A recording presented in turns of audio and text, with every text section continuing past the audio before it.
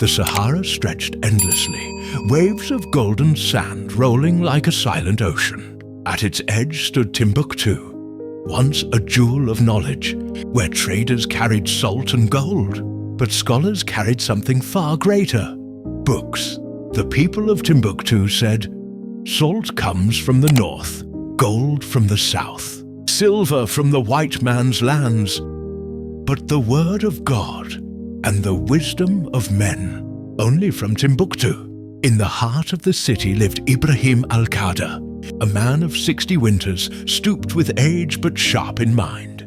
He was a librarian, guardian of manuscripts bound in leather and written in Arabic, Songhai and Fulani. His life was simple. Mornings spent cataloguing texts, afternoons teaching young boys the art of reading, and evenings alone with candlelight, turning pages older than kingdoms.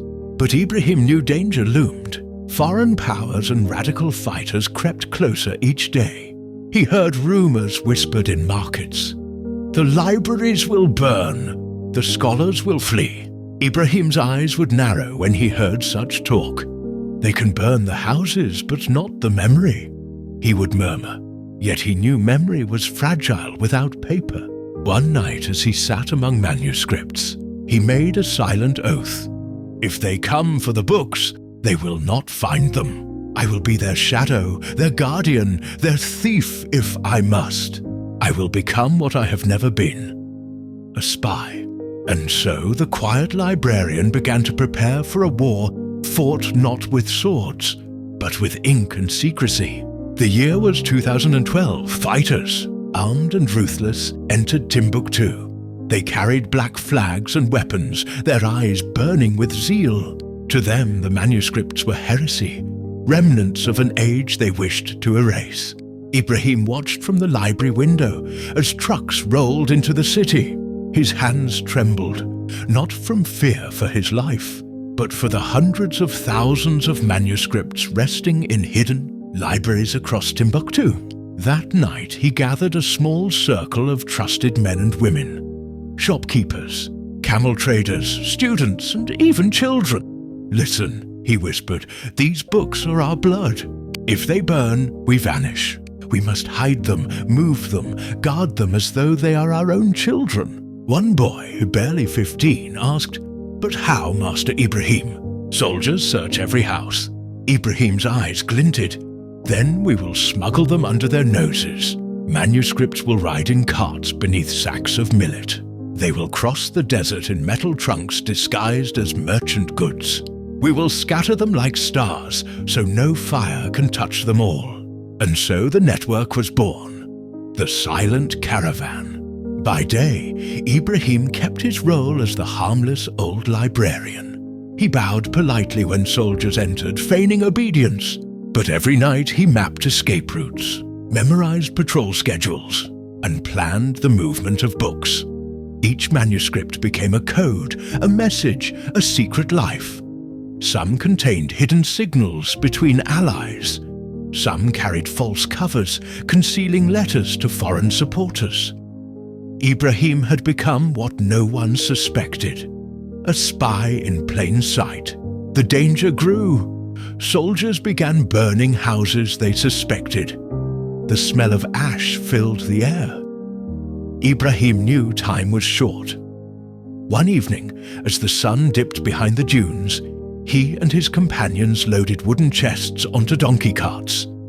Each chest held dozens of manuscripts, wrapped in cloth. Ibrahim's heart pounded. If caught, they would all be executed. As the caravan crept toward the city gates, a soldier shouted, "Stop!" Ibrahim froze. Sweat dripped down his brow. The soldier struck the cart with his rifle. "What's inside?" "Grain," Ibrahim said softly, bowing low. The soldier ripped open a sack, letting millet spill onto the sand. He sneered. "Move on, old man." Only when the gates were behind them did Ibrahim release his breath. Beneath the millet, beneath the false bottoms of the trunks, the soul of Timbuktu had escaped the fire. For months the operation continued. Manuscripts were hidden in homes, buried beneath floors, smuggled across the Niger River, carried by camel caravans into safe towns hundreds of miles away. But one night, disaster struck.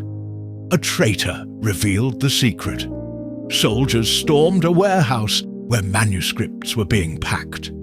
Flames licked the sky as priceless works turned to ash. Ibrahim rushed to the scene, tears stinging his eyes. But even as pages crumbled into smoke, he whispered, "Better to lose some than to lose all. The desert will protect the rest." His resolve hardened. The enemy could burn 1,000 books, but not the 100,000 already hidden. In the shadows of destruction, Ibrahim found his strength. He was not just saving books, he was saving history itself. Months later, the fighters fled, driven out by international forces. Timbuktu was scarred, its people broken, its houses burned. But beneath the ashes, hope remained. From secret hiding places, manuscripts began to return. Boxes were opened, and scholars wept as they saw parchments safe, untouched by fire. Works of medicine, astronomy, poetry, and law, centuries of wisdom, had survived because one man refused to surrender. Ibrahim al-Kader did not ask for glory. He returned to his library, his back bent once more over candlelight, cataloguing the manuscripts as he always had. To him, it was enough to know that knowledge lived on. When foreign journalists came, calling him a hero, he only smiled and said, "I am just a librarian. The books saved themselves. I was only their servant."